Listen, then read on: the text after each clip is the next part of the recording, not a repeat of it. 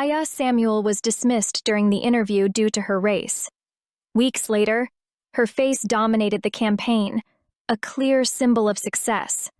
At a corporate event celebrating this, she stood on stage while the recruiter who had rejected her watched in stunned silence.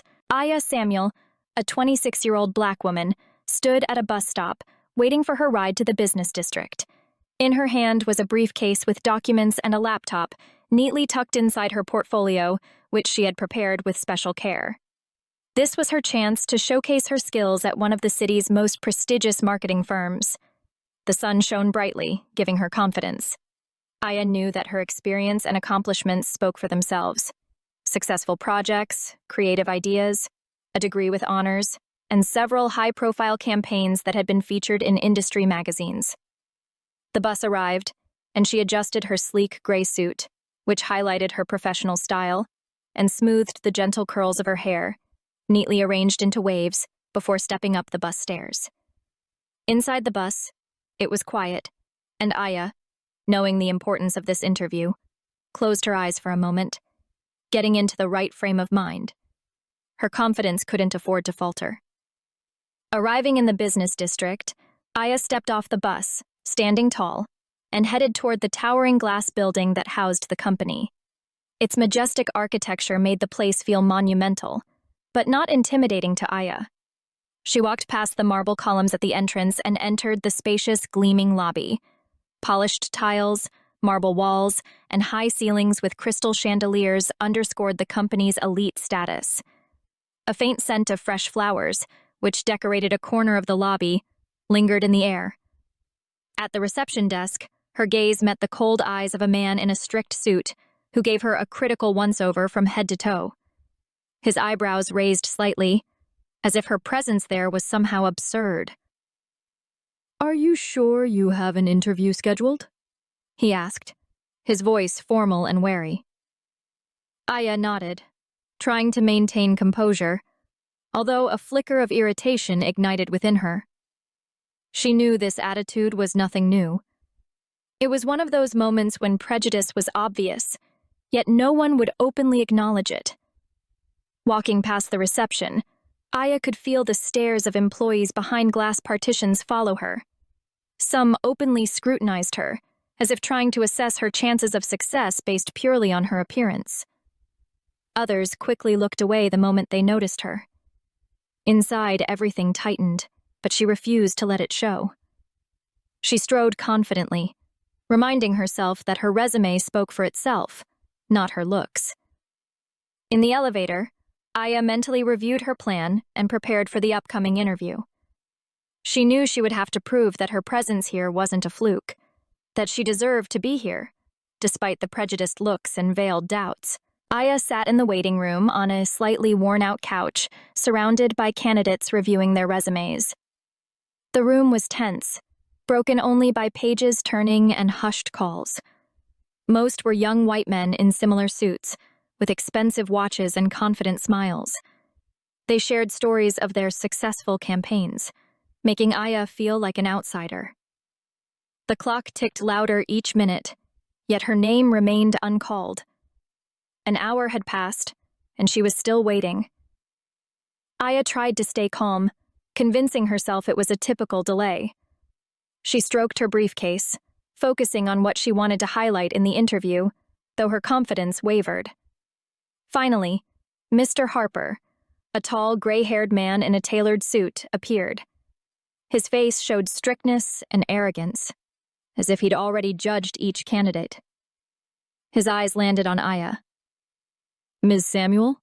he asked, sounding surprised. She stood, feeling the weight of the other candidate's eyes, and followed him.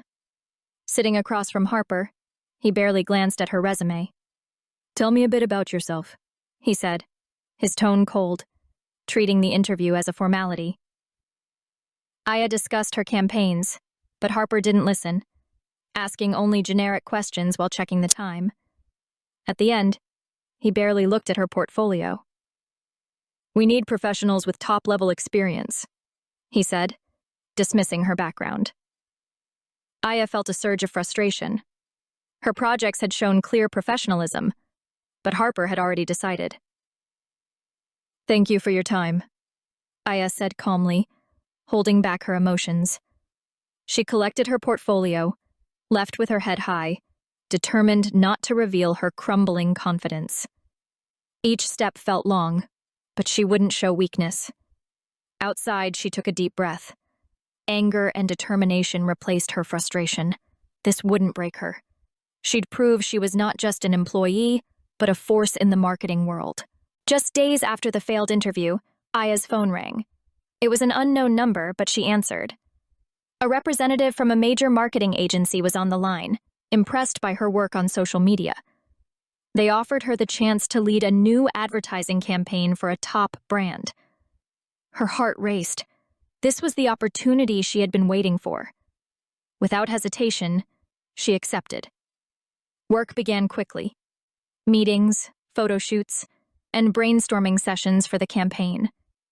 Within a month, the city was covered in ads featuring Aya's confident image.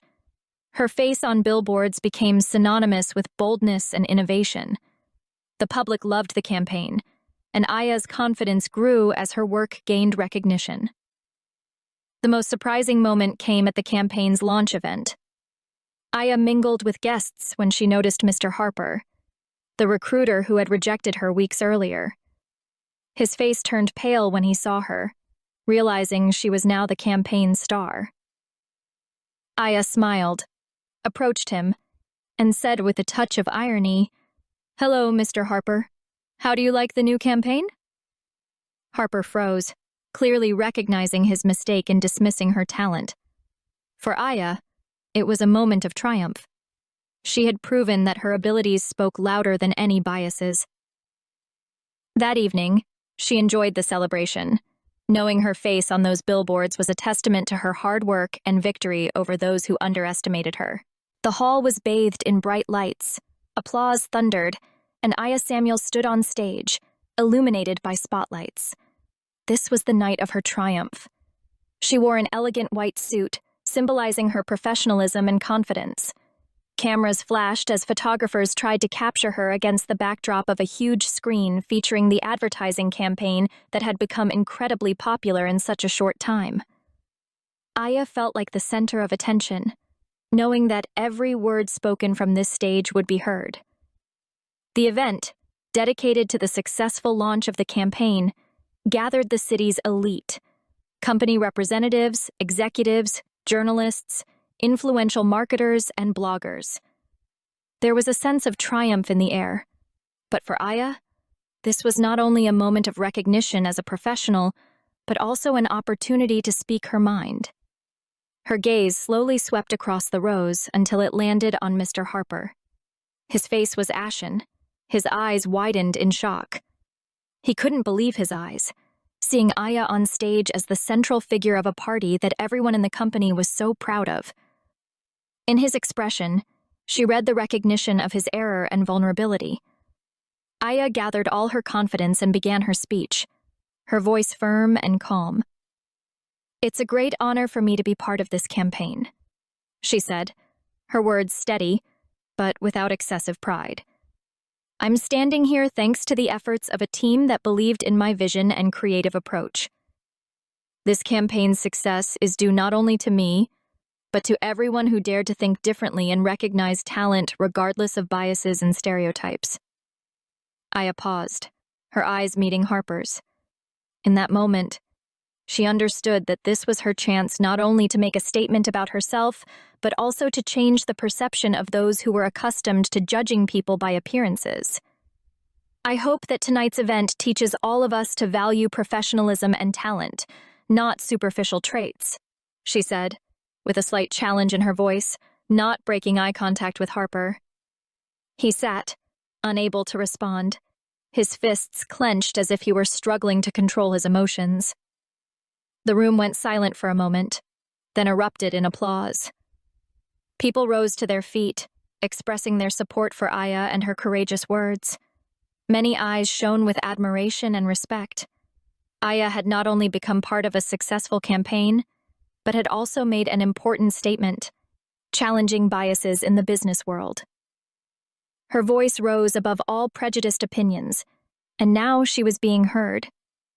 After the speech, Aya stood in the spotlight, feeling overwhelmed with pride for her achievement. This moment became a symbol of victory over a system that once tried to break her. She had transcended stereotypes, proving that her work was more important than any biased expectations. Now, she wasn't just the face of an advertising campaign, but a symbol of change in society. Mr. Harper left the event, head bowed, and Aya knew he would remember that evening for a long time. She stood in the center of the applause, and the spotlight reminded her that even the darkest moment could become a source of light and motivation if you believe in yourself and don't give up.